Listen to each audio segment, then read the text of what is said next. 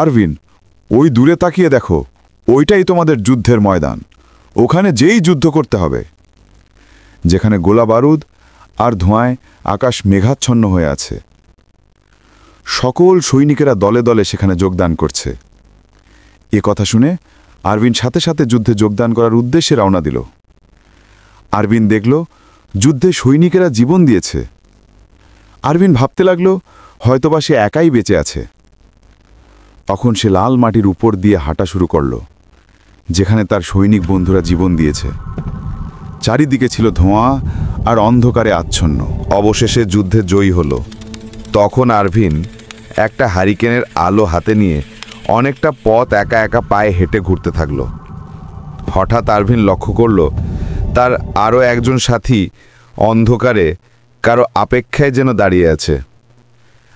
Ervine ও তার বন্ধু মিলে তাদের পতাকা মাটিতে পুঁতে দিয়ে সেখানে সে শুয়ে পড়ল।